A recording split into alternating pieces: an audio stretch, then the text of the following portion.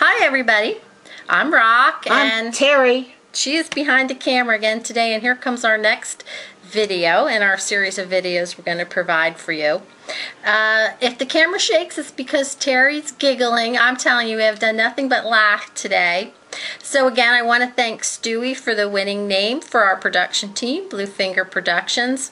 And I think it's fitting that I always have blue on my finger, so there you go. There's my blue for the Blue Finger Productions. Today, this is going to be our finished product. What you see here, it is a alcohol inked background. There's a few things that you need to know when you go to do this, but it's very fast and easy. It's very freestyle, which I personally like because sometimes I feel I work too tight. This is going to be one of those loose kind of backgrounds.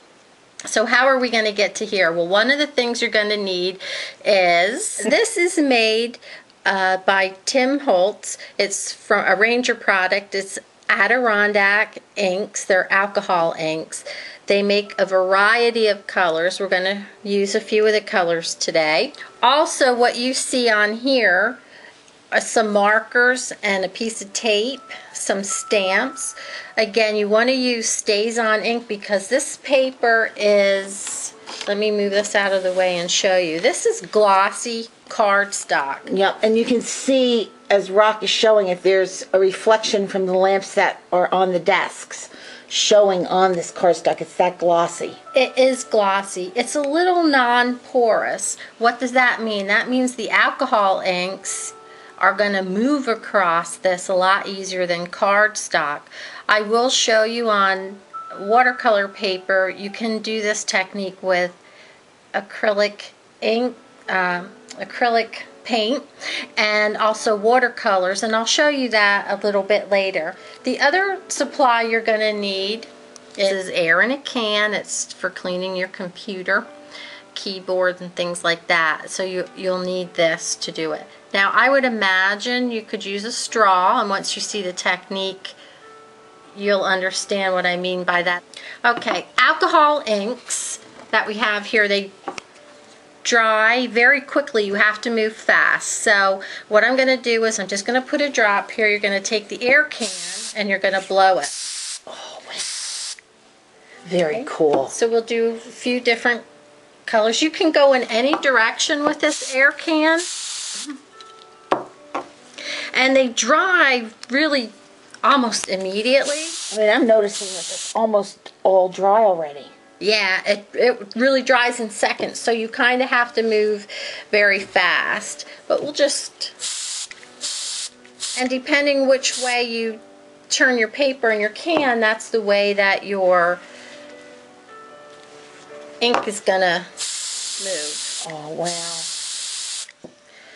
So you can see how fast that is. You can do a wide variety of colors on there. I'm just going to zoom in a little bit here so they can get an idea. All right. And see that it's already dry. It's like amazing. Yeah, it dries really quickly. Again, you want to have everything right at your fingertips. That is on the glossy cardstock. Now, I'll show you.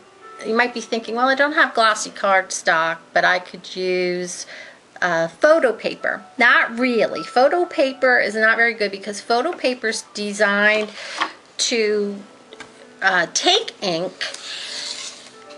for the photograph. So if you put this on, and that's photo paper that you're using, this is photo paper, and you try to blow it, it doesn't really blow the same. Oh, look, it sunk right in. It did. It sinks right in, so I can show you here the difference between this little bit that you got and these finger things. Okay, so back to this here. Don't use photo paper.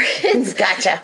Don't buy it if you have it. It doesn't work. You need glossy cardstock. I'm sure that A.C. Moore, Michael's Hobby Lobby, Pat Catan, I know you shop there, Tracy, would probably have it. I get mine from Stampin' Up. I just find it's a good quality. It's thick. I know Ranger sells it, and I'm sure you could get it online. So you want a good quality glossy cardstock. Now, how can you take that further?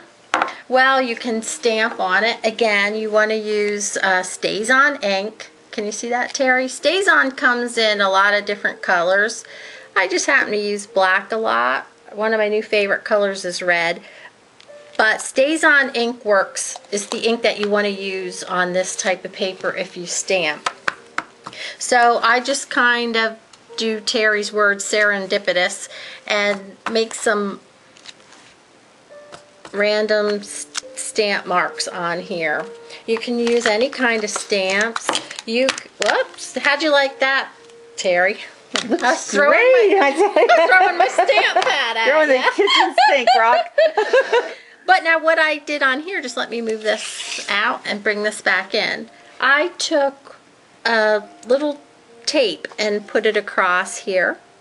I also stamped a couple different colors, red and black on here, and then this is done with opaque markers. These are some of my favorite markers. Can you see that word? Permapaque? Permapaque. I love these markers. I swear by them. If you don't have any, buy some because you won't regret it. And also, you can see on this one, this little section right here is the Permapaque markers too. Can you tip that up a little, Rock? We're getting a little bit of glare on that. Oh, sure. Oh, perfect. Absolutely great. Now what can you do with this? Just to show you, I have a little image. Just say you wanted to use this for a magnet, say you had a 2x2 or a 3" magnet, say this was that size. See how, okay, well, one thing here before I put her on here. This is, if you recognize, this is our tape transfer. Do you remember this? That we did from our last video. I swear, I use this in almost everything. And what I did was I tore a few sections off here and I crisscrossed them here. So this is actually tape from the last video we did. But you could put your little images on here and it really layers nice because it does take acrylic paint, it will take the markers, and it takes stamps beautifully. It's great, fast technique. This is ATC sized watercolor paper, and all you do is drop a big glob of watercolor on there. I have, oh, I guess I should show this, Terry. Can you see that? Mm-hmm. These are those Reservoir water pens. I have a couple different sizes. When I open these up to put water in, I'll show you what I do because I think it works better. There is a little reservoir in here that you can pull out. It has just a tiny little hole in it and it blocks this hole up. I always pull those out because I like my water to come out faster, especially when I'm doing things like this. So what I will do is I'll just come over here and I'll make sure it's really, really wet, and then I will drop some water on the paper. We're at 9 minutes, Rock. Oh. Whoa, that's great. And you would do the same thing. This is with acrylic paint. And oh, Terry's telling me to hurry up. I can't hurry, people, but YouTube does not like anything that's 10 minutes. She's telling me to hurry up. Oh my God. Oh, there's the purple on top. Oh, that's that okay. Didn't work, Terry. So it will work with the acrylic. It does work ink, with acrylic because we did use it with which the is yellow. yellow. This is not a good thing because Terry's rushing me. It's my fault. It's my fault. So, let's blame Terry It's because my that fault. didn't work. So let's look at the watercolor one that actually looks a little bit better. It does. But I think that you can see anyway how fast and easy it is. Thanks for coming by. Enjoy. Bye.